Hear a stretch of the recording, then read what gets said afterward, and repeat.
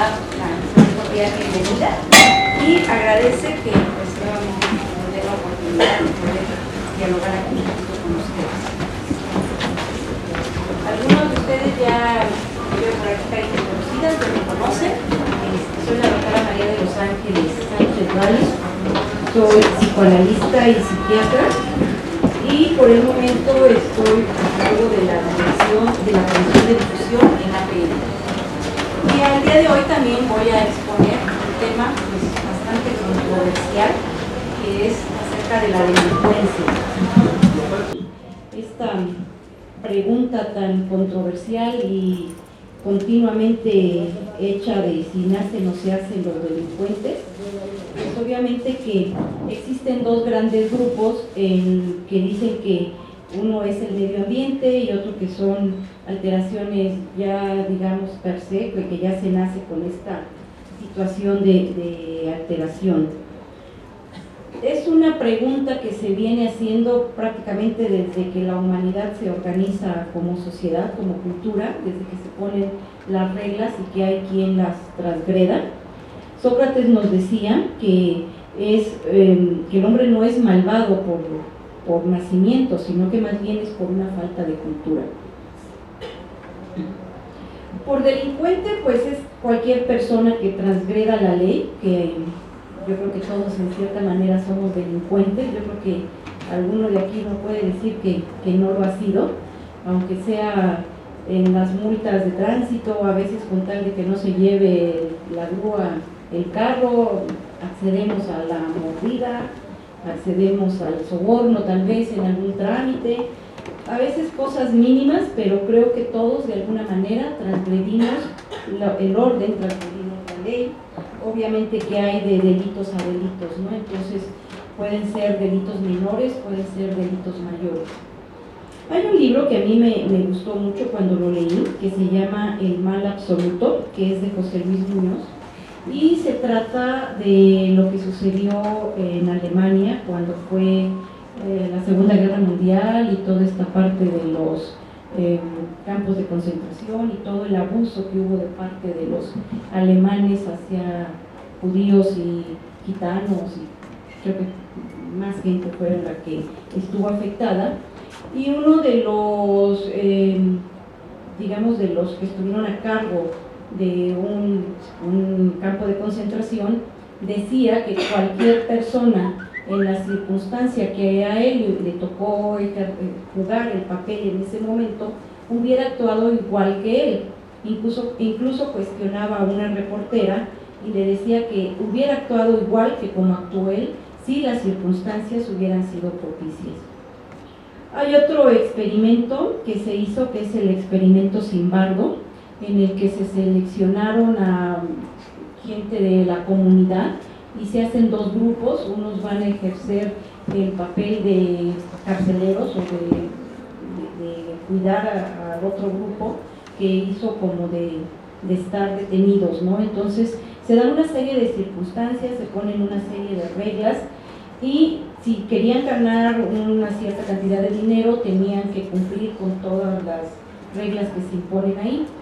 Y bueno, el experimento lo que quería demostrar era eso, ¿no? Que cualquier persona en ciertas circunstancias puede sacar toda esta parte de maldad que tenemos. Entonces definitivamente el bien y el mal creo que todos los tenemos y depende mucho de las circunstancias, del momento en el que se esté, digamos, pasando para que podamos ejercer la maldad o ejercer la bondad, ¿no? Creo que eso es como parte inherente del ser humano. Vemos estas dos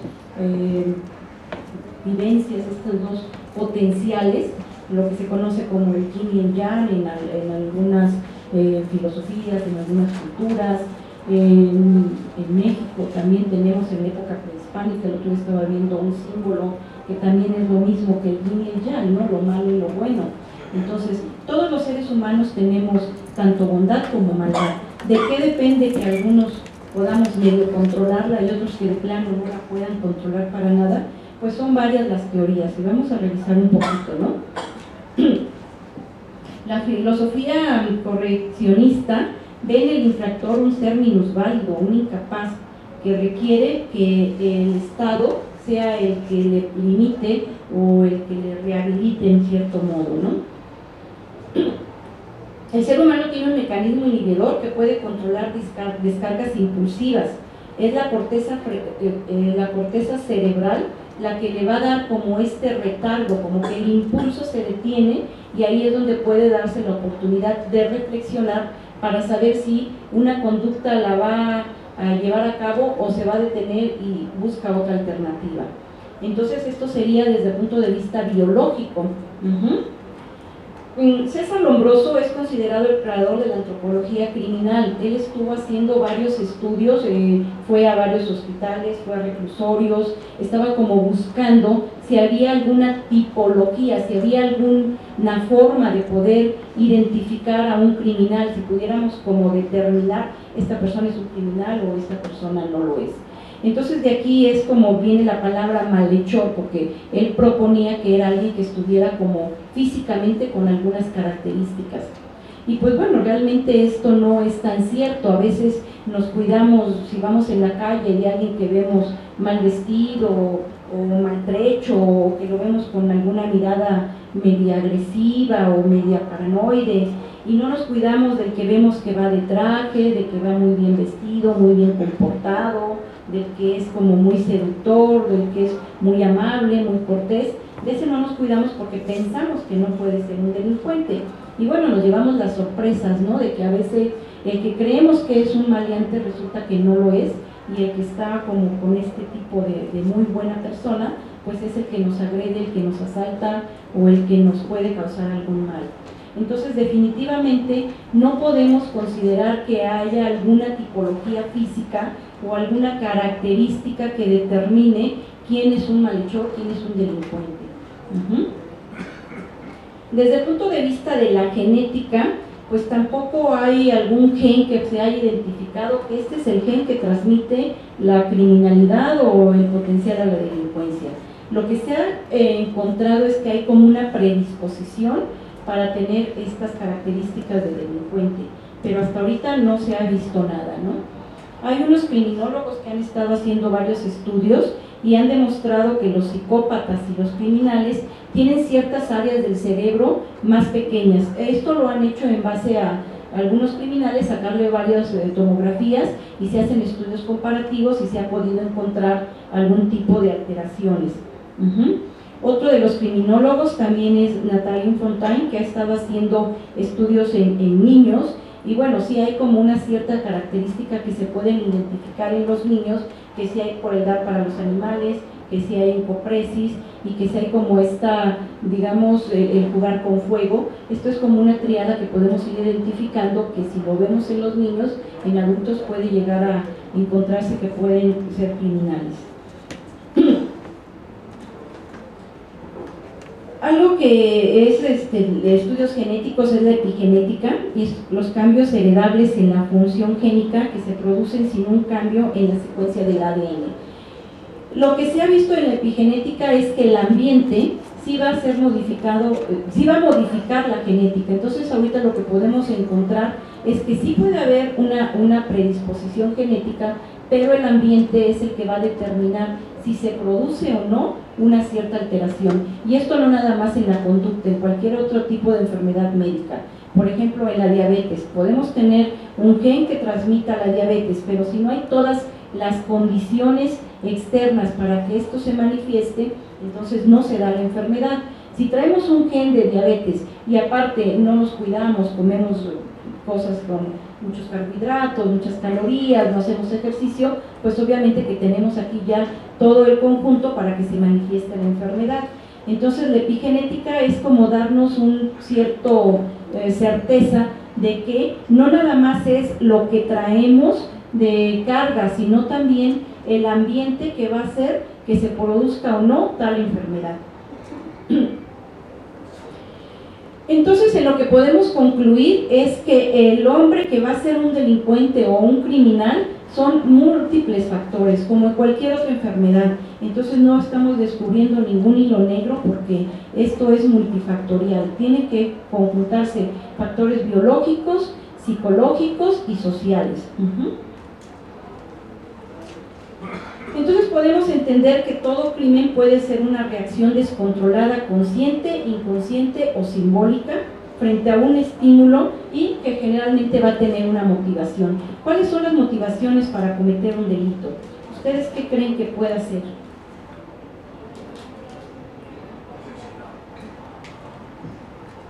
Fíjate que no. La necesidad, el gusto, ¿no? la presión, la oportunidad. Yo siento que se está dando otro fenómeno en Latinoamérica, que al tener los gobernantes que tenemos, todo el mundo se siente con derecho a delinquir para no ser el más tonto del país. Tenemos delincuentes que están del lado de los, digamos, que no respetan la ley, y tenemos delincuentes que se están cobijando con la ley. Desafortunadamente esto lo vemos. Creo que en nuestros países latinoamericanos es donde más se ve esto, ¿no? Lo que motiva al delincuente tiene que ver con la sexualidad, con el poder, con el dinero. Esto es lo que podemos encontrar que es lo que va motivando al delincuente. No es tanto la necesidad, porque a veces tenemos la necesidad y buscamos alternativas para poder satisfacer. Si estamos sometidos a mucha tensión, pues bueno, también podemos ir con nuestras redes de apoyo que nos ayuden, pero el ansia de poder, y esto lo podemos ir identificando en desde la, ahora sí que desde la prehistoria prácticamente, ¿no? El poder, ahí vemos por ejemplo Alejandro Magno, ¿no? Iba a conquistar lugares llevándoles la civilización, pero arrasaba con todo, y era una necesidad de ser el más poderoso del mundo. Lo mismo tenemos con Napoleón, con su idea de juntar toda Europa y de ser el más poderoso. Lo mismo tenemos con los narcos, ¿no? El otro día estaba viendo por ahí una serie de esto de El Señor de los Cielos y cómo se pelea el que quiere dominar todo para ser él el más poderoso del mundo. Lo mismo lo vemos, por ejemplo, cuando fue la Segunda Guerra Mundial, ¿no? O sea, querían siempre controlar todo, siempre es la necesidad de poder, ¿sí? De ese poder absoluto, es donde se pierde como el piso y se busca como ya controlar absolutamente todo, ¿sí? Otra cosa que yo creo que los está motivando es el saber que la justicia es tan lenta. Si uno va a presentar una denuncia, tratan de disuadirlo, y a mí me consta de vivido en estos últimos días, tratan de disuadirlo, de no presentarla, y además, ¿saben los delincuentes que entran por una puerta y salen por la otra? Y hay un fenómeno que se está dando. Cada día son de menos edad. En algunos países de Latinoamérica se ven que entran a robar. El mayor de 14 años, el otro de 11 y el otro de 7. Porque definitivamente los niños están identificados con esta situación de la delincuencia, ¿no? Hace poco tuvimos una noticia muy dramática de unos jovencitos que estaban jugando a que había el retén y a que otros eran los narcos o que secuestraban, no me acuerdo muy bien cómo estuvo, pero el caso es que era el juego de los niños y lo vemos realmente. El otro día valorando a un paciente en el tribunal, algo comentaba de esto mismo, que los niños juegan a este tipo de situaciones, ¿no? A lo mejor nosotros jugábamos a las escondidillas o a tú la traes y cosas por el estilo, y los niños ahora están jugando a que tú eres el delincuente y yo soy el policía, pero también ahí nos arreglamos, ¿no? Entonces ya no hay ni dónde cobijarnos. Si vamos a hacer una denuncia, efectivamente, a nosotros nos tratan como si fuéramos los maleantes. Hace poco me comentaba uno de los pacientes que tuvo un percance en la calle, le chocaron, se acerca a hacer su denuncia y resulta que después a él le pidieron 4,000 pesos para poderlo dejar ir. Se fue con su golpe y aparte soltó 4,000 pesos, ¿no? Entonces, ¿quién nos protege? Ni para dónde hacernos. Si vamos a denunciar, resulta que al rato somos nosotros los que estamos siendo extorsionados. No nada más es que nos hacen el trámite difícil, sino que también nos extorsionan. Entonces sí es como una situación, pues ahora sí que difícil, ¿no? Porque las mismas personas que se supone que van a estar protegiendo el Estado de Derecho son las mismas personas que nos pueden agredir.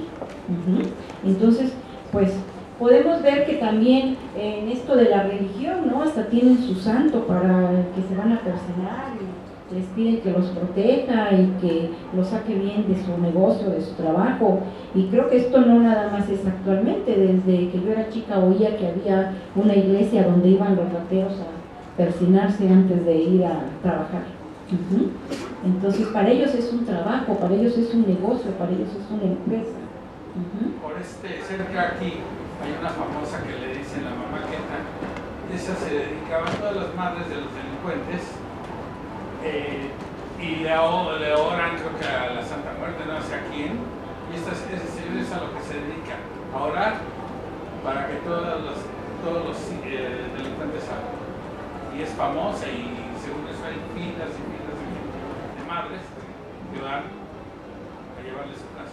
Pues sí, así como mucha gente se encomienda a Dios para irse a trabajar, pues ellos también se encomiendan a Dios para irse a trabajar, ¿no? Porque para ellos es un negocio o un trabajo. Pero incluso en las escuelas, ¿no? Ya ahorita últimamente los bailables de fin de curso son narcocorridos.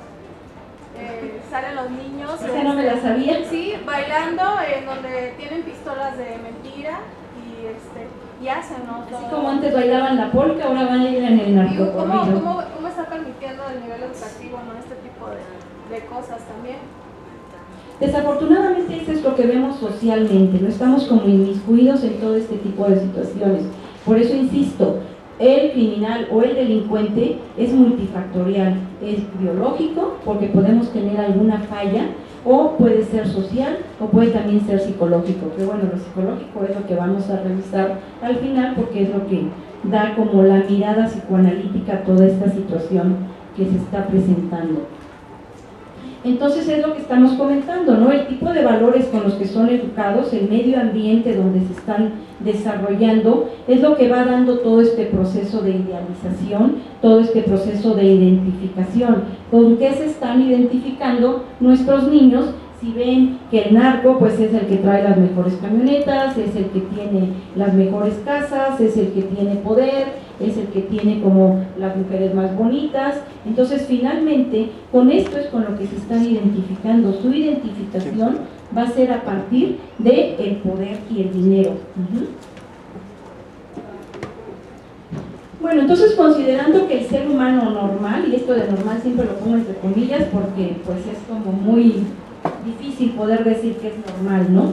Entonces sí podemos como reprimir estas tendencias criminales, estos impulsos, y dirigirlos en un sentido más social, ¿no? Es, por ejemplo, alguien que tiene una tendencia, un impulso muy fuerte, si llega a poder sublimar todo este temperamento, pues a lo mejor en vez de ser alguien que mate, se puede convertir en cirujano. Porque para ser cirujano pues también se necesita un impulso agresivo muy fuerte, pero se está canalizando la agresión, se está canalizando de alguna manera, digamos, toda esta agresión para algo bueno, para algo bien. Poner un sello de agua, los que somos médicos sabemos, no es como dar una puñalada para poder poner el sello de agua. Cuando abres a alguien para hacer una cirugía, pues todos estos impulsos agresivos de alguna manera los están sublimando para poder dar algo bueno. Pero si no tenemos esta capacidad de sublimación, pues obviamente que quedamos con mecanismos de adaptación más primitivos. La sublimación es un mecanismo de adaptación de los más elevados. Entonces, para que esto se dé, pues obviamente que tenemos que tener un desarrollo de todo el psiquismo, en donde es un yo lo suficientemente fuerte como para poderle dar un cambio, un giro a este impulso agresivo. Algo que es muy importante es que tenemos que tomar en cuenta que el delincuente no es necesariamente algo con una patología psíquica o mental, no es precisamente un enfermo mental.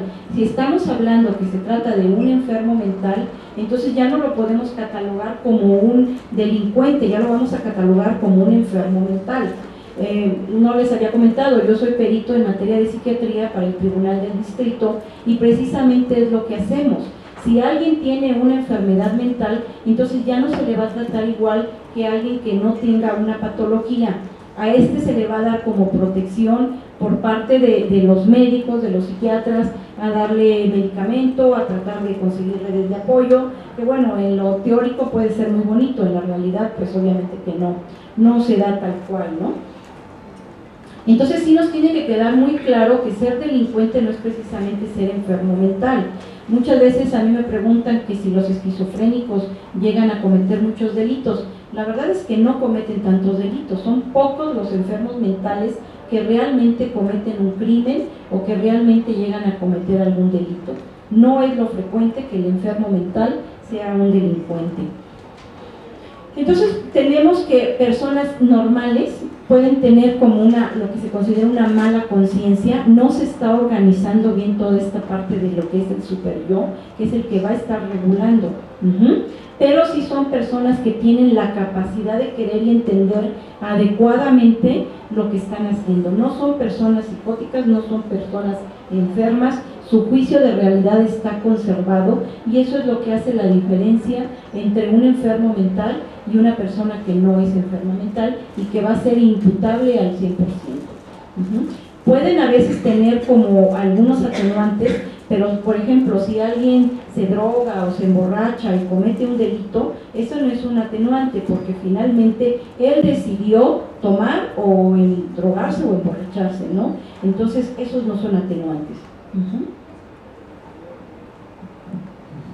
Entonces tenemos que tener claro que esta mala conciencia tiene que ver con alteraciones en la organización y en la estructuración del psiquismo. Desde el punto de vista psicoanalítico, pues obviamente que podemos entender que no se trata de algo normal. Sí estamos hablando de una patología, pero no de una patología de una enfermedad mental. Estamos hablando de una patología en cómo se va estructurando el psiquismo, en cómo se va dando esta organización yoica.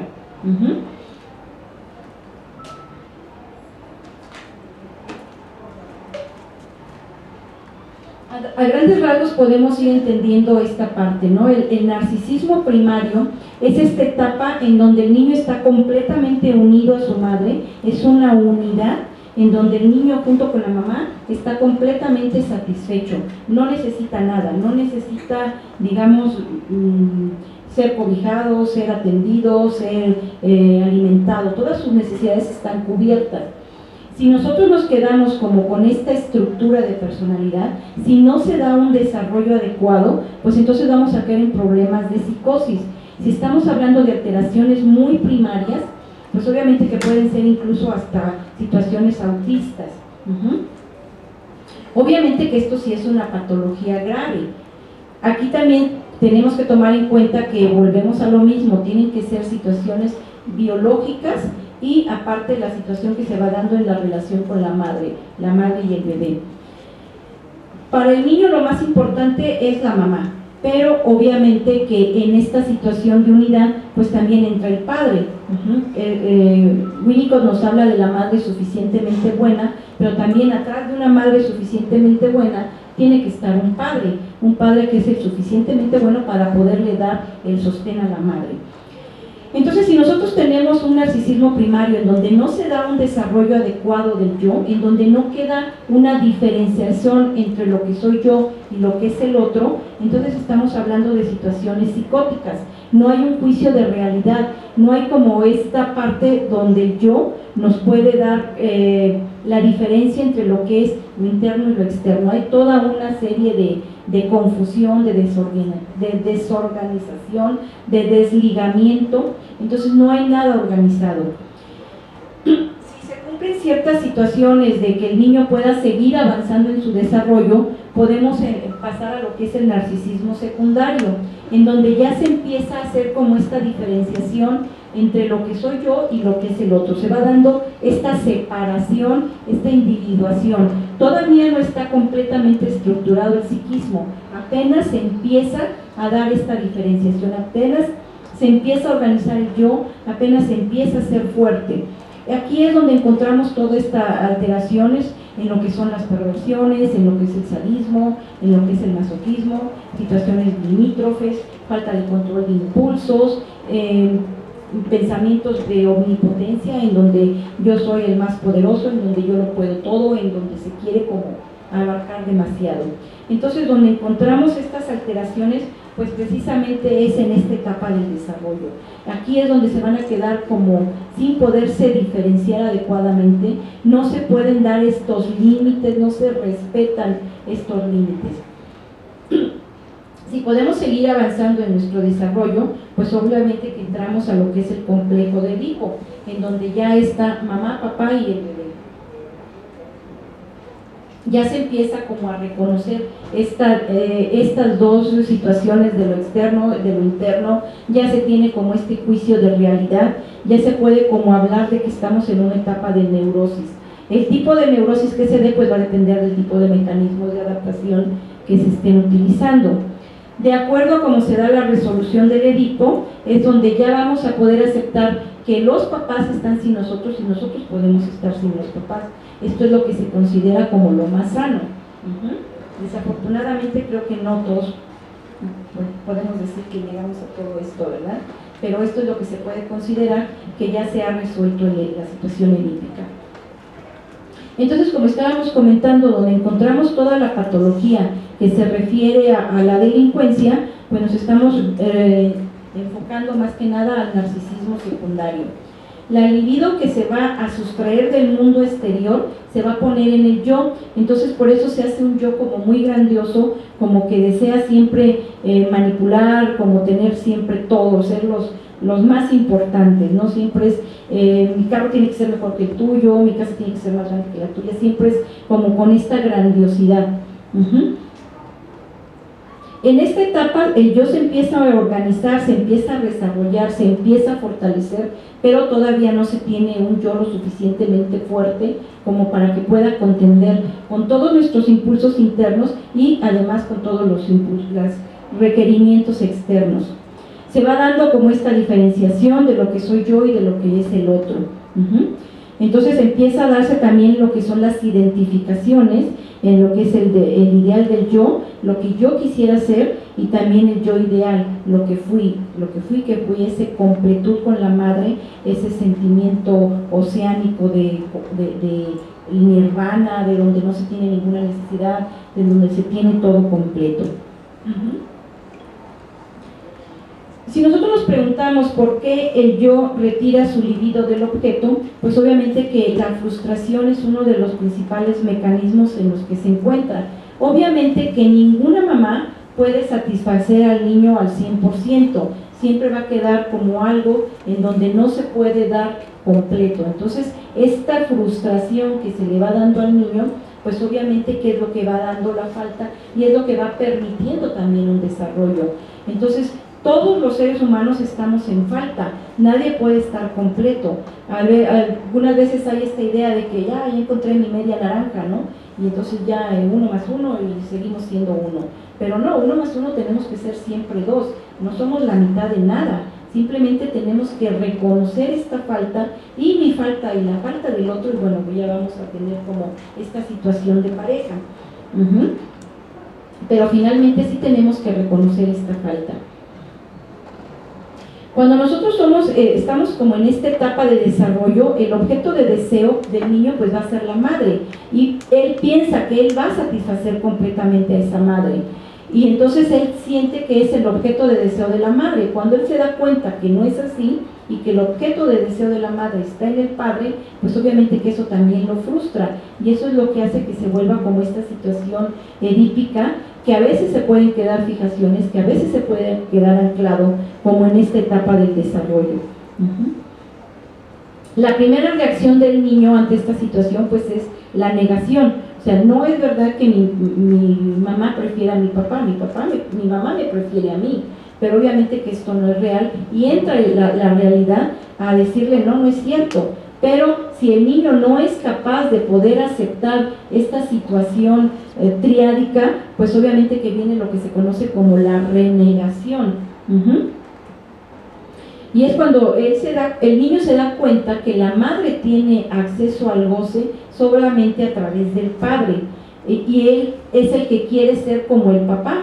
Entonces empieza a tener como esta identificación con el deseo de la madre, pero también con el padre, que es el que puede satisfacer a la madre. Si tenemos una madre suficientemente buena, que le pueda ir dando como toda esta capacidad al niño para sus angustias, para contenerlo, pues obviamente que vamos a tener un mejor desarrollo. El padre va a ser el depositario del poder fálico, es el que va a dar la entrada al orden, es el que va a dar la entrada a la ley. Pero para que el padre pueda entrar en esta diádica madre-hijo, pues obviamente que la madre es la que tiene como que abrirle la puerta al padre. Si tenemos una madre fálica, una madre que se siente que es todopoderosa, pues obviamente que no le va a dar acceso al padre. Entonces quedamos aquí como anclados en una situación en donde yo, bebé, soy la completud de mi madre. Y entonces es donde se quedan como atorados en esta situación del desarrollo. Si se va dando como un desarrollo completamente normal, entonces el niño puede aceptar como esta situación de que él no es para la satisfacción o el goce de la madre, que no es el deseo de la madre. El deseo de la madre está en otro lado. Y es aquí donde se va dando la diferencia de los sexos, y es aquí donde va entrando también todo el miedo a la castración, todo este complejo de castración, que si el niño de alguna manera va como aceptando esta situación, en donde va como aceptando que la madre va a ser, digamos, su deseo el padre, y que el padre va a ser el acceso al goce de la madre, entonces se da como esta aceptación de la diferencia de los sexos, y se va dando como esta aceptación del orden simbólico, en donde ellos son, digamos, como este orden natural, y el niño va a tener como la promesa futuro de que él después va a tener su propia pareja, y la niña que va a ser como diferente, porque ella tiene que voltear hacia el padre, de tener como todo su objeto de amor en la madre, se tiene que cambiar al objeto de amor masculino, y entonces es donde ella va a tener como la promesa futuro de que va a poderle dar un hijo de manera simbólica al padre, a través pues obviamente de lo que es la feminidad y la masculinidad. Si toda esta situación tan compleja no se da correctamente, pues obviamente que los niños se quedan anclados en esta situación diádica con la madre, no hay la entrada de lo que es el padre simbólico. Aquí es muy importante que tomemos en cuenta, porque no se necesita realmente el padre biológico, un padre real, sino más bien es algo simbólico, digamos como la ley del padre, el nombre del padre, que es mucho de lo que habla Lacan, pues obviamente que es algo más simbólico que real, pero finalmente sí tiene que ser la madre la que le da la oportunidad a que este orden se vaya dando, a este orden simbólico. Entonces, desde el punto de vista psicoanalítico, pues no podemos decir que todos los delincuentes son normales, ¿no? O sea, sí tenemos como esta alteración en cuanto al desarrollo, pero desde el punto de vista psiquiátrico sí nos tiene que quedar muy claro que no es una patología mental, es una patología en la personalidad, es una patología en el comportamiento, pero sí hay esta capacidad de querer entender adecuadamente las conductas, por lo cuales no se pueden hacer imputables, son completamente responsables de sus actos. Entonces, definitivamente quien va a ser el garante de la ley y del orden, pues es el padre. Si no tenemos una adecuada figura simbólica masculina de orden, de ley, de moral, pues obviamente que todo esto se nos está trastornando, que definitivamente es lo que sí tenemos actualmente en nuestra sociedad, como comentaban hace un momento por aquí, ¿no? Creo que sí es un mal de los países latinoamericanos en esta situación donde no hay un respeto al orden simbólico, y vemos tanto delincuentes de un lado como del otro, ¿no? O sea, los que se supone que son los que están protegiendo el Estado de Derecho, pues resulta que también son unos delincuentes, ¿no? Entonces, ahorita los políticos, la gran mayoría, no es para dar un servicio al pueblo, sino es para tener poder. Entonces, finalmente, lo que nos hace delinquir sí tiene que ver con el poder, con lo económico y con la sexualidad. No es tanto la necesidad, porque la necesidad se puede de alguna manera satisfacer, a lo mejor pidiendo limosna, a lo mejor pidiendo apoyo en algunas instituciones, o hasta la familia, el vecino, lavando coches, no sé, poniéndose de alguna manera a obtener dinero de manera responsable y honesta en algunas situaciones. Pero si no tenemos como esta responsabilidad, si no tenemos como esta conciencia moral, pues obviamente que fácilmente caemos en lo que es la delincuencia, y en donde va a ser como más fácil obtener todo lo que necesitamos, ¿no? Si nosotros nos ponemos a hacer como un análisis social, pues obviamente que sí tenemos pues no una ausencia de figuras parentales, pero sí hay como un deslinde de alguna manera, ¿no? Después de lo que fue la Segunda Guerra Mundial, las mujeres empiezan a trabajar y pues obviamente que ya no son las que están al cuidado de los hijos. Entonces, ¿quién está al cuidado de los hijos? Pues a veces es la abuelita que ya está casada, es la televisión, es la nana. Vemos a niños muy chiquitos que ya están con el internet, con el iPad, con el iPhone, la mamá se los da así como que para que déjame un ratito porque yo vengo cansada de trabajar. Entonces definitivamente todo esto nos va dando una distorsión en lo que son las figuras parentales. Y tenemos que, si una madre fálica, una madre seductora, una madre que niegue el acceso al padre, que niegue el acceso al orden, pues obviamente que sí va a dejar anclado al niño en esta situación de, digamos, de falta de desarrollo, en donde no se va dando una adecuada estructura superyoica, en donde no hay una adecuada estructura yoica y donde predomina la pulsión. Es lo quiero en este momento, no hay como este retardo en la satisfacción, no hay como este retardo en el placer. Por eso se insiste mucho en que los niños tienen que ser educados con límites, porque este límite es lo que le va dando de alguna manera el poder fortalecer el yo. La frustración de alguna manera les ayuda para fortalecer el yo, para que su carácter se vaya no necesariamente volviendo rígido y que ya no tenga como esta movilidad psíquica, pero sí que se vaya fortaleciendo, sí que se vaya pudiendo dar como esta capacidad. Entonces, si nosotros estudiamos un poquito lo que son la personalidad, pues tenemos que el temperamento, que es como este impulso, más aparte las vivencias que se van dando con las figuras parentales, pues es lo que nos va dando la personalidad.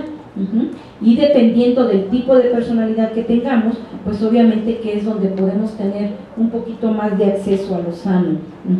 Entonces sí tenemos como que ir revisando cómo estamos educando a nuestros hijos, cómo estamos educando, digamos, a toda la comunidad infantil, en donde tenemos que retomar límites, tenemos que retomar orden, tenemos que retomar el respeto a los valores, digamos, a toda esta situación de la diada parental, ¿no? De la parentalidad.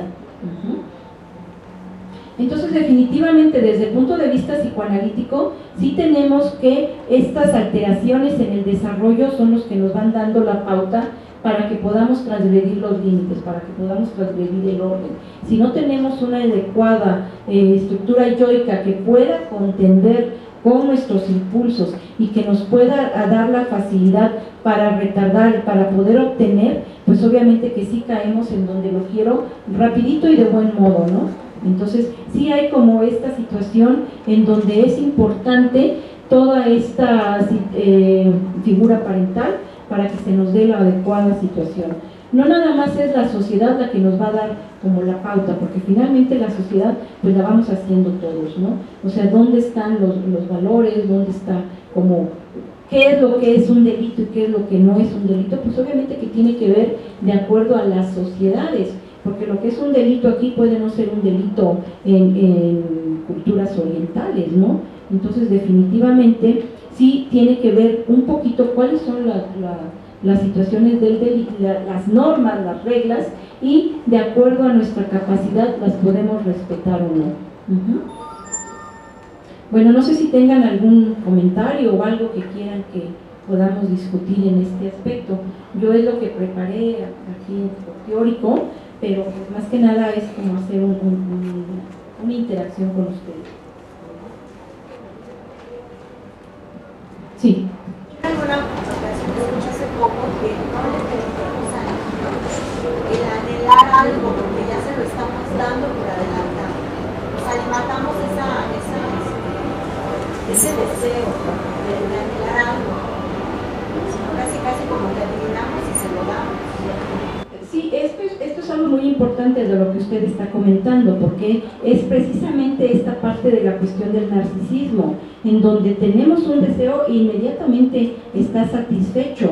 Hay como toda esta situación de que ya no, es lo que estábamos comentando, siempre vamos a ser seres que estamos en falta, el deseo es la falta, y nunca vamos a poder estar completos. Entonces esta situación fantasiosa de que estamos en completud, pues nada más es una fantasía, es un pensamiento como muy mágico, pero finalmente no es realidad.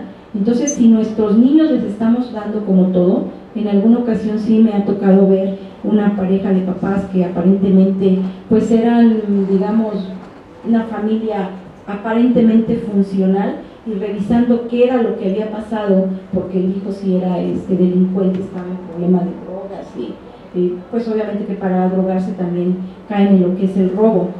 Y bueno, revisando era esto precisamente, que estaban siempre satisfaciendo de más al niño.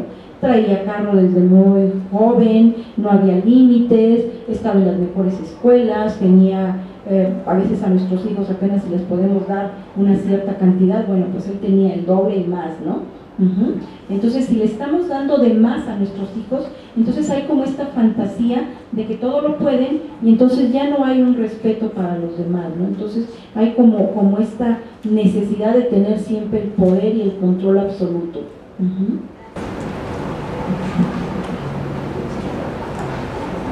Todavía algo de necesidad no me queda muy claro. O sea, por ejemplo, aquel que roba dinero para poder alimentar a su familia o alimentarse a él mismo, o cubrir otro tipo de necesidades, ¿por qué usted dice que es para satisfacer las necesidades? Porque finalmente podemos buscar alternativas, es lo que estábamos comentando. Si tenemos una estructura yoica lo suficientemente fuerte, lo suficientemente capaz de buscar alternativas, si tenemos un yo frágil, débil, no nos va a poder dar alternativas. Ahorita que mencionas esto de la necesidad, me estaba acordando de, hay una película de, ¿cómo se llama? Náufrago, que se queda solo, desprotegido, y él va haciendo como toda una serie de recursos, se va proveyendo él propio sus recursos, ¿sí? Entonces finalmente nuestro yo, si está lo suficientemente fuerte, si es lo suficientemente capaz, va a buscar alternativas correctas para poder satisfacer nuestras necesidades. Si yo tengo confianza en mí, pues voy a poder salir adelante de algo, ¿no? Tenemos como buscar recursos, nos vamos haciendo nuestros propios recursos, pero para eso sí se necesita tener un yo lo suficientemente fuerte que nos ayude a buscar nuestros propios recursos. Creo que afortunadamente en nuestra sociedad hay muchas alternativas. Por ejemplo, hay países en los que la educación es muy cara, pero también vemos que si alguien tiene el deseo de estudiar, busca alternativas. Aunque las universidades sean muy caras, buscan alternativas para poder estudiar. Entonces a mí me parece que la necesidad no es el motivo por el cual vamos a delinquir. Porque si tenemos la estructura yoica lo suficientemente fuerte, lo suficientemente ágil, audaz para poder buscar alternativas que vayan, digamos, como pegadas a derecho, ¿no? A veces caemos en la delincuencia, pero es más bien por comodidad. Me confieso culpable, ¿no? Alguna vez que a mi carro se lo llevó la grúa, o se lo quería llevar la grúa, y yo lo pensé, traía a mi hijo chico, y dije, bueno, quién sabe a dónde diablos se lo va a llevar. Me dijeron que a un corralón, pero quién sabe dónde estaba, y yo dije, bueno, y pues ¿sabes qué? Pues mejor nos arreglamos, ¿no? Porque pues el fulanito me decía, si no quiere que me lo lleve, pues tanto. Entonces caemos en la delincuencia por la comodidad. Pero si no estamos como instalados en esta comodidad, un poquito lo que decían, lo queremos todo bien y rápido. Pero si podemos, digamos, como respetar el orden, pues con la pena, pues aunque se lo lleven al corralón que esté en Iztapalapa, pues hasta allá voy, ¿no? Por mi carro. Si no quiero caer en delincuencia, si no quiero caer en soborno, si no quiero caer en esta situación de falta a las reglas y al orden. Pero si estamos instalados en la comodidad, muchas veces si vemos a los que están en los cruceros pidiendo porque te limpien el carro o esto, en alguna ocasión estuve trabajando con rotarios y decía uno de los miembros que él le había ofrecido a una de las personas que estaban ahí trabajo y que le dijo, ¿cuánto me vas a pagar? No, pues tanto. No, pues algo más aquí. Entonces, también es esta la situación de cómo de alguna manera lo queremos todo bien y rápido. No queremos esforzarnos, no queremos, digamos, como que, estaba acordándome de lo que dice la Biblia, ¿no? Tendrás el pan con el sudor de tu frente, y pues a veces no lo queremos con el sudor, lo queremos peladito y a la boca. ¿Y esto qué nos está hablando? Pues de alguna manera que estamos instalados en una situación narcisista, en donde yo soy lo máximo, y yo ¿por qué me voy a esforzar? ¿Sí? Entonces finalmente, por eso insisto que no es la necesidad lo que nos hace ser delincuentes, es la comodidad, es el poder, es la sexualidad también es donde vemos los peores crímenes, ¿no? En donde se habla de todo lo pasional, pero no es la necesidad como tal, la necesidad de comer y de tener un abrigo, pues obviamente que lo podemos obtener con nuestros propios recursos. Desafortunadamente también estamos inmersos en una sociedad en donde no tengo nada más que tener casa, tengo que tener la mejor casa, en donde no nada más tengo que comer, tengo que ir al restaurante a comer. Estamos siempre como en esta situación de demanda constante y de competencia, pero la necesidad real de alimentarnos y de comer es poquito lo que necesitamos. Nuestras necesidades básicas pueden estar satisfechas con muy poco, con muy poco. Vemos, por ejemplo, en la central de abastos cuántas cosas no se desperdician. ¿Sí? O sea, si hay hambre en el mundo, no es por falta de recursos, es por cómo está organizada la sociedad. ¿Sí? El otro día estaba leyendo algún documental de cómo la gente se está muriendo de hambre en África, pero no los dejan salir de ciertos límites. Puede haber comida y puede haber agua en otros lados, pero no se dan estos recursos. ¿Sí? La sociedad actual está invirtiendo más en buscar vida en otro lado y no en tanto en dar agua en donde está faltando, ¿no? O dar comida donde hay hambre. Entonces no es cuestión de recursos, no es cuestión de necesidad, es cuestión de estancia de poder, de esta necesidad de estar siempre controlando todo. Los seres humanos en algunas ocasiones sí nos vamos como con esta sensación de poder y de necesidad. Nunca nada es suficiente.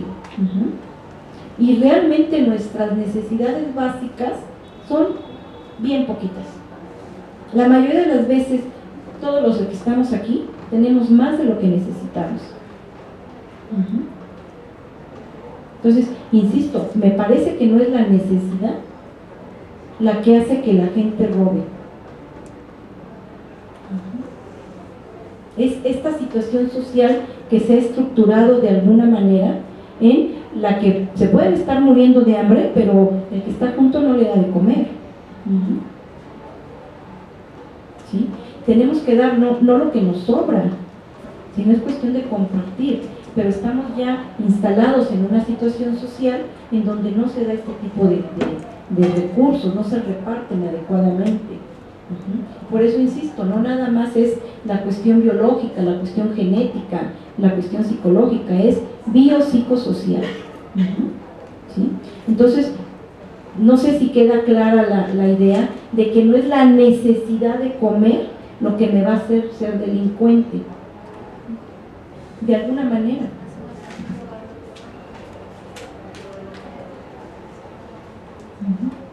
O también por situaciones sociales en donde que la gente se puede estar muriendo de hambre, pero en otro lado del mundo puede estarse desperdiciando la comida. Y podemos irnos a dar una vuelta a la central de abastos, cuánto no se desperdicia, ¿no? ¿Cuántas veces no vemos que mejor tiran las cosas que venderlas baratas? Por la oferta y la demanda. Entonces podemos estudiar la personalidad individual o podemos también estudiar como grupo, ¿sí? Es ir de lo macro a lo micro y de lo micro a lo macro. También como sociedad estamos teniendo problemas. La sociedad actual, de alguna manera, sí es diferente, por ejemplo, a lo que estudió Freud, que era una sociedad con mayor represión. Ahora tenemos menos represión, pero estamos instalados más en esta situación de poder, como una situación más narcisista. Entonces, es poder analizar todos los factores, ¿no? Lo social, lo biológico y lo psicológico. Insisto, no solamente es un factor, son la conjugación de los dos. Me estoy acordando también de esta película, no sé si la vieron, la de Tenemos que hablar de Kevin. Hay una escena que es impresionante cuando el niño está llorando y la mamá lo pone, pero así como que no sabe qué hacer con él, ¿no? Entonces el niño sí traía como un impulso muy agresivo, más aparte esa mamá que no supo contener toda este temperamento del niño, pues obviamente que se va conjuntando ahí ya para hacer toda una situación de criminalidad, ¿no? Entonces es la conjugación de varios factores, no es uno solo. La mayoría de las enfermedades, la mayoría de las patologías, todas tenemos que verlas desde ese punto de vista biopsicosocial. Por ejemplo, la definición de salud es precisamente eso, el equilibrio biopsicosocial. ¿Y quién tiene un equilibrio biopsicosocial? Por eso les digo que yo siempre pongo lo sano entre comillas, ¿no? Porque ¿quién estamos sanos? ¿Sí? También me quedo pensando si tiene que ver toda esta situación, digo, de alguna manera, probablemente sea un factor, la zona de confort, el poco deseo de yo moverme. Ay, no, pues ya aquí me pongo a ver esto y ya dejé la escuela, ya para qué, o sea, como que la indiferencia, el poco esfuerzo que quiero hacer ante una necesidad imposible. Pero creo que eso viene también a raíz de, por ejemplo, darle al niño todo antes de que incluso lo desee, ¿no? Ya no lucha por tener más o por conseguir otras cosas, está esperando a que se le vaya. Si tenemos lo que hace rato comentábamos, ¿no? Estas madres fálicas que sienten que tienen el poder, en donde yo soy lo máximo, pues obviamente que mi hijo también va a ser lo máximo, y entonces le voy a dar a mi hijo los mejores juguetes, los mejores cuadernos, las mejores escuelas, y lo estamos como inundando de situaciones de más. No hay como esta necesidad de desear. ¿Por qué? Porque lo tiene a veces siempre de más, que obviamente sí hay como esta situación, porque siempre estamos en falta. Si al niño le das ahorita un carrito y al rato le das un Mercedes, al rato va a querer un avión y al rato va a querer ir a la luna, ¿no? O sea, siempre estamos deseando, no podemos estar satisfechos al 100, pero tenemos como seres humanos aceptar esta situación de falta. Si ya me conozco todo el mundo, pues al rato voy a querer conocer la luna y Marte, y si hay más galaxias, pues también, ¿por qué no? ¿Verdad? Y ahí andan los seres humanos investigando qué hay fuera, cuántas galaxias hay, investigando en el fondo del mar. ¿Por qué? Porque siempre queremos más, siempre queremos más. El ser humano es deseante, esa es una condición humana. Y tenemos que aceptar que vamos a estar en falta. Esa es la digamos como que el resultado de años de psicoanálisis, ¿no? Una pregunta. ¿Hay algún antecedente donde algún tipo de modelo educativo tienda a que haya mayor número de delincuentes? A lo que voy es, nuestros papás, nuestros abuelos tienen un sistema de educación rígido, ¿no? Cualquier cosa tabla, cualquier cosa, las reglas son así. Hoy por hoy existen alternativas donde son mucho más flexibles, ¿no? Como el Montessori, por mencionar alguno que sea mucho más popular, donde a los niños desde pequeños se les va dando mucho más libertades de las que se tienen en generaciones anteriores.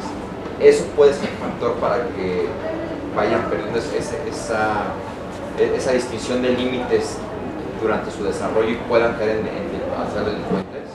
Sí, creo que esto es algo muy importante que estás comentando. Tenemos que tomar en cuenta que los seres humanos, por más que los estudiemos por todos los ángulos, siempre nos brinca y el ser humano se nos sale del estudio y siempre hay factores que no tomamos en cuenta.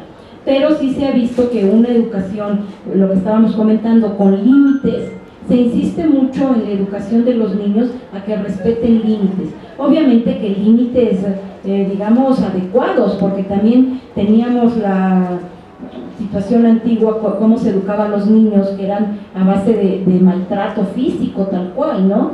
Freud tiene el estudio del caso Schweber, de cómo lo trataba el papá, del hombre de las ratas, sí es el de las ratas, de cómo era el papá sádico para educar a este niño. Obviamente que eso también nos va a dar alteraciones en la personalidad. Si no tenemos límites precisos, digamos respetuosos, si no tenemos como toda esta situación en donde se considera las necesidades del niño, por eso es lo que siempre insiste Winnicott, ¿no? La madre es suficientemente buena. No hay madres perfectas, pero sí hay una madre que sea suficientemente buena para el temperamento de este niño. Si nosotros vemos observaciones de bebés en los cuneros, vemos como unos niños son más tranquilos, otros son como más agresivos, otros son como más llorones, otros son como más inquietos. Todos van a ser diferentes. Entonces, la mamá tiene que saber interpretar, tiene que saber cómo, eso es lo que se refiere a la empatía, poder como meterse dentro del niño para poder ayudarlo a ir organizándolo adecuadamente. Pero sí se tiene que tener límites bien marcados, precisos, y que no se salten, ¿no? Porque obviamente que cuando tenemos niños o adolescentes, lo sabemos, ¿no? O sea, nosotros ponemos una regla y si nosotros le decimos, llegas aquí a las 3, pues va llegando a las 3:30. Y si nosotros lo permitimos, pues obviamente que al rato ya no va a llegar a las 3:30, al rato va a llegar a las 4, y al rato va a llegar a las 5, ¿sí? Pero a veces los papás estamos tan cansados que nos dormimos y ya no sabemos ni cómo llegó el niño, ni a qué hora llegó bueno, ya no son niños, ¿verdad? Que son adolescentes o más. Pero si no tenemos ese cuidado y ese respeto, orden dada y no vigilada vale para, ¿verdad? Entonces, si ponemos una regla, la tenemos que vigilar, que se cumpla, porque si no caemos en toda esta desorganización, que es lo que tenemos también ahorita en nuestro Estado de Derecho. Hay reglas, ¿pero qué? Pues que nos la pasamos con el arco de un triunfo. ¿Por qué? Porque pues ahí se ponen la del pueblo, como dicen, ¿no? Entonces, no hay reglas precisas tampoco en la sociedad, no se respetan, y volvemos a lo mismo, es ir desde lo macro hasta lo micro. ¿Cómo estoy poniendo las reglas con mis hijos? ¿Cómo estoy vigilando que se cumplan? Entonces, definitivamente sí tiene que ver en este modelo educativo de poner reglas precisas, vigilar que se cumplan las reglas, pero que sean reglas respetuosas también para las necesidades del niño. ¿Cuáles son las necesidades de este niño? Son diferentes en cada niño. Perdón, por acá había otra pregunta. Sí, yo quería preguntar, una persona que por omisión de cuidados provoca la muerte de alguien, un familiar cercano, ¿qué tipo de delincuencia es? O sea, es que no podría decir. Bueno, es una situación muy específica la que está preguntando, y también se tiene que hacer un análisis muy específico del caso, porque es lo que se puede, incluso las demandas médicas que tenemos constantemente, por descuido, por negligencia, depende de la situación, depende de las circunstancias, pero es lo que se conoce el delito como culposo o el delito doloso. El delito doloso es donde sí se está haciendo toda una planeación, sí hay toda una motivación, sí hay todo un deseo de cometer un delito. Yo organizo matar al vecino o al amante del marido, de lo que sea, pero eso ya es un delito doloso, lo estás organizando, lo estás planeando, lo estás llevando a cabo, ¿sí? Acá estamos hablando de un delito culposo, por omisión, pero dependiendo de las circunstancias pues puede haber atenuantes o no, pero sí se considera un delito culposo. Me llegó la idea de que en la idiosincrasia mexicana siempre manejamos un doble discurso. Siempre tratamos de seguir las reglas como habíamos visto anteriormente, pero cuando necesitamos siempre somos flexibles, cuando nos conviene. Entonces, también esto lo lleva a la idea de que la identificación con las figuras de poder en nuestro país, que este es nuestro caso, se van siempre con el que tiene más. ya sea narcotraficante o ya sea político. Cuando atrapan a un narcotraficante, lo primero que te enseñan es los vehículos que tenía, la casa que tenía, los lujos que tenía. Y cuando nos vamos a los políticos es igual. Y siempre nos dicen, es que tienes que ser bueno, tienes que seguir las normas, tienes que ser para acá me callo sin más rato. Me meten problemas. Pero ese doble discurso, el niño interpreta que en esta idea de que siempre quiero ser el mejor, que siempre quiero tener lo nuevo, que siempre quiero, se le sigue esa idea, ese camino de que lo más fácil es esto. Entonces, aun cuando la madre le dé buenas normas, buenas bases, siempre está teniendo esa idea de que el medio siempre te está golpeando y te está dando esa tentación de que haya una forma más fácil de conseguir. Esto que estás mencionando es muy interesante porque definitivamente sí también tenemos que revisarlo, ¿no? O sea, volvemos a lo mismo. La sociedad, ¿qué es lo que va a hacer? Son una serie de reglas de orden, pero no necesariamente ve por el individuo. La sociedad ve por el grupo, ¿sí? Y nosotros, cada uno de nosotros tenemos que ver por nosotros mismos. Ahí es donde, si revisamos un poquito todo lo que es la cuestión educativa, siempre te dicen fulanito y tú, nunca puedes decir yo y fulanito, porque te empiezan a decir, ¿cómo? Eso es falta de educación, ¿no? Entonces siempre te están anteponiendo al otro. Desde el punto de vista psicoanalítico, pues lo más importante soy yo, ¿sí? Pero ¿cómo voy yo a poder organizarme con los demás? ¿Cómo voy a poder yo relacionarme con los demás? Porque obviamente que donde termina mi libertad empieza la del otro. ¿Cómo vamos a poder irnos coordinando en esto? Definitivamente sí también tiene que ver con la parte donde tú vas fortaleciendo este yo, pero este yo tiene que ser lo suficientemente flexible para no caer en lo rígido. Si nos quedamos en una rigidez, entonces estamos hablando ya de una caracteropatía. Entonces también estamos hablando de una cierta alteración neurótica, alteraciones del carácter, cuando ya no tenemos esta capacidad para movernos, para tener esta flexibilidad. Entonces sí tenemos que poder también entender esta parte, porque al inicio de la plática les decía, de alguna manera todos somos delincuentes, hasta porque me pase un semáforo, porque ya no estoy respetando el orden, pero si es a las 3, 4 de la madrugada y no hay ningún carro y voy para todos lados y me puedo pasar, pues ¿quién no se pasa, no? Si te quedas paradito esperando a que cambie, hasta te pones en riesgo porque te llega el delincuente y te pueden asaltar. Entonces ahí tenemos que tener esa flexibilidad de nuestro yo, que sea lo suficientemente fuerte, pero que no sea rígido. Entonces sí también tenemos que tomar en consideración esta capacidad del yo de ser flexible. La rigidez obviamente que también nos mete en problemas, y es lo que podemos conocer como caracteropatías obsesivas, ¿no? En donde ya es un yo muy rígido. ¿Algún comentario más? Sí.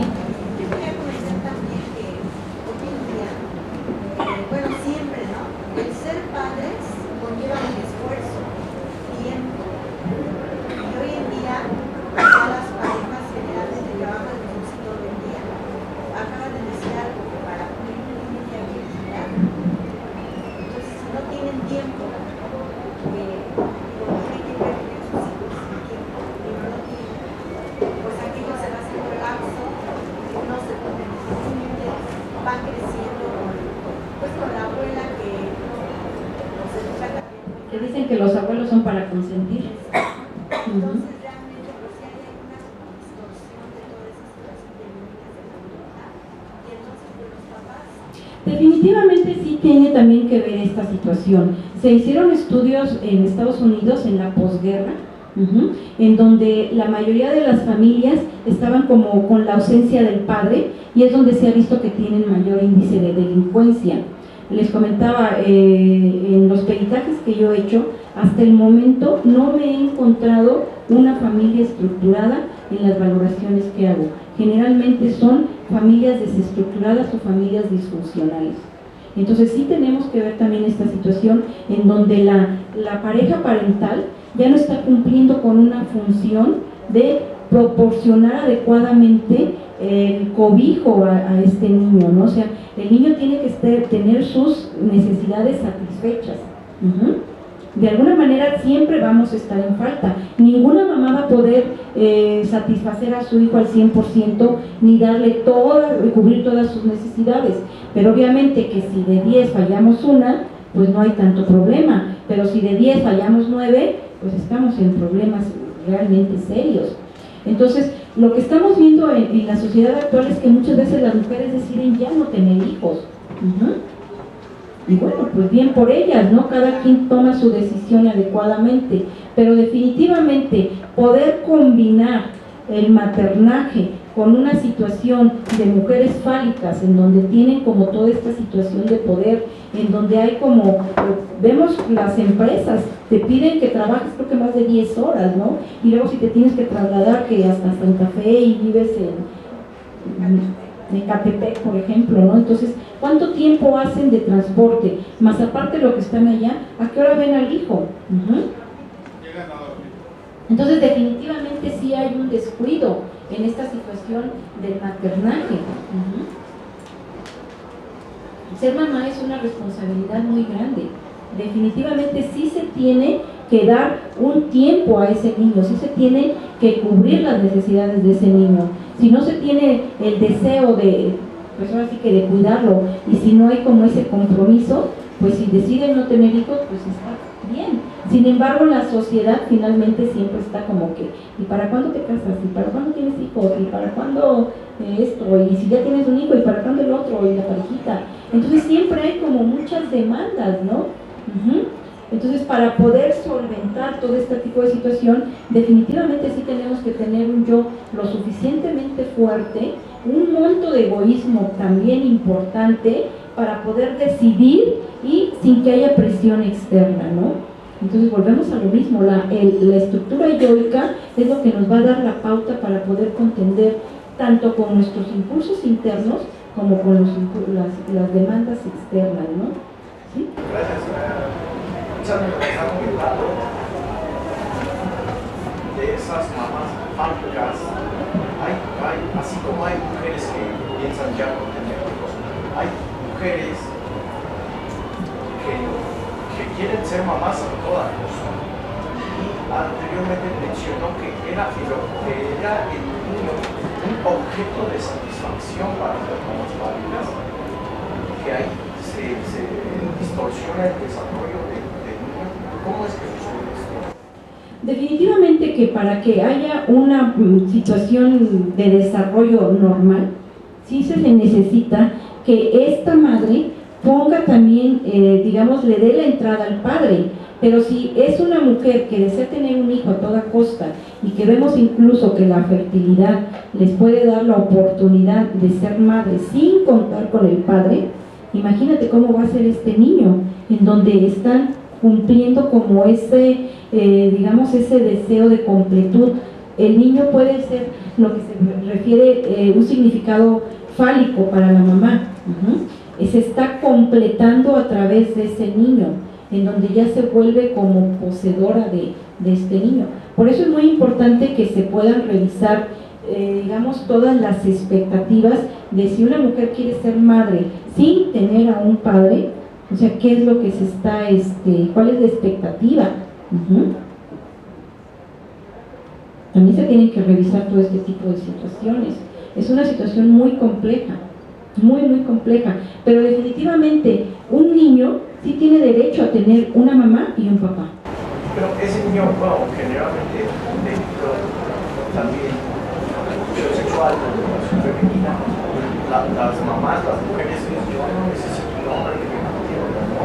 Definitivamente que no, la mujer no necesita un hombre que la mantenga, la mujer necesita un compañero con quien compartir. Perfecto, pero se avientan el paquete sola, sin deseos de hacer pareja, sin casarse, con la falta del padre hacia ese niño. Pero no están tomando en consideración las necesidades del niño, están tomando en consideración sus necesidades, lo cual no es justo para el niño. Tengo oportunidad de valorar situaciones de divorcios, que es lo que se llama el síndrome de alienación parental, en donde un padre pone al hijo en contra del otro, ¿no? Ya sea padre o madre. Definitivamente, el niño tiene derecho a tener a su padre y a su madre. Es una necesidad y un derecho. No es válido que nada más sean, digamos, unilaterales. Pero volvemos a lo mismo, se tiene que revisar en particular cada caso, porque finalmente no se necesita el padre biológico real, se necesita también el padre simbólico. Habría que valorar. Pues a veces esa es la situación, ¿no? Hay un padre simbólico. Es algo muy complejo que también podemos revisar, ¿no? Pero todavía no se tienen estudios a largo plazo como para valorar cuál va a ser la situación de este niño, porque finalmente en esas parejas uno cumple un rol femenino y otro cumple un rol masculino.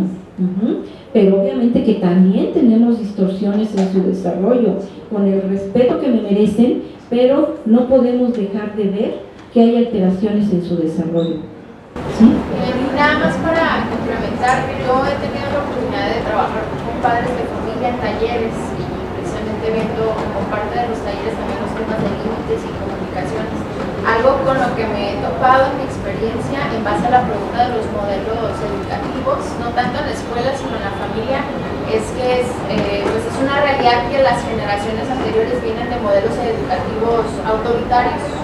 ¿No? En lo que es en la casa se hace lo que yo digo porque soy tu papá, porque soy tu mamá, reglas muy estrictas, muy rígidas y con consecuencias, que las consecuencias eran castigos físicos o castigos muy, muy crueles, aunque no fueran físicos, un daño psicológico que traía como consecuencia nacer con este estilo de educación. Entonces lo que sucede es que lo que yo he notado es que los padres que son producto de estas generaciones, que ahora son padres que en su momento fueron hijos, se van al otro extremo y ahora tenemos la educación permisiva. Entonces, y también aunado a esta parte de cumplir las necesidades mías y no del niño y no tener esa familia, algo con lo que me he topado también es, bueno, es que yo no quiero que a mis hijos vivan lo que yo viví. Entonces, como yo no quiero que vivan lo que yo viví, me voy al otro lado, les doy todo, no pongo límites, lo que ellos quieren, lo que ellos desean se hace en el momento, las acciones que ellos toman no hay consecuencias por ese miedo a poner reglas, ¿no? En mi casa ponían reglas y eran como muy fuertes, entonces mejor no las pongo. Y aunado a la cuestión social, económica, al consumismo, entonces también es, bueno, prefiero no estar en casa para cubrir las necesidades de mis hijos, de la tablet, del celular, la escuela de paga, las clases de taekwondo, de ballet, aunque eso implique no estar en casa. Y también en esta parte, algo en lo que reflexionando algunas veces hemos caído en cuenta es que muchos papás se educan para cubrir sus necesidades. Yo tuve carencias económicas, no quiero que tú las pases, entonces yo creo que lo que tú necesitas es que yo te dé la tablet, la escuela cara, bla, bla, bla, pero no me alcanzo a dar cuenta que lo que tú necesitas es que yo esté ahí contigo. Claro. Que te acompañe, que te dé afecto, que esté presente, pero son padres que a lo mejor están como en esta parte de cubrir carencias y no se dan cuenta que lo que necesitan es comer, dormir, ir a la escuela, afecto y esas, lo que usted comentaba, necesidades muy básicas. Lo demás está de más, que si tienes que ahora tienes que pagar la cuenta del celular, todos tenemos que tener celular, el internet, el teléfono y bueno, muchas necesidades que el consumismo nos da a decir, es que necesitas esto, si no tienes esto no puedes ser feliz. Sí, definitivamente tenemos que, los mercadólogos crean necesidades, ¿verdad? Definitivamente sí tenemos que encontrar este equilibrio. Volvemos a lo mismo, la definición de la salud es un equilibrio biopsicosocial. Si tenemos una educación muy rígida y luego nos vamos a una educación muy laxa, pues obviamente que estamos nada más bandeando de un lado a otro, pero no tenemos como este equilibrio. Entonces el modelo educativo pues sí tiene que ver en cuestión de cuáles son las necesidades de este niño, porque no a todos los niños les voy a dar lo mismo. A lo mejor a un niño le gusta el ballet, a otro niño le gusta la pintura, a otro niño le gusta no sé, el canto, lo que quiera cada niño, ¿no? O sea, son las necesidades del niño con reglas, viene, digamos, en esta situación de que no sean rígidas, de que no sean exageradas, que sean de acuerdo a sus necesidades, respetando. Entonces sí es mucho basar la educación en el respeto y en límites coherentes, ¿sí? Esto es lo más importante para que podamos tener como un equilibrio. Nunca vamos a encontrar un equilibrio, pero pues lo más parecido, ¿no?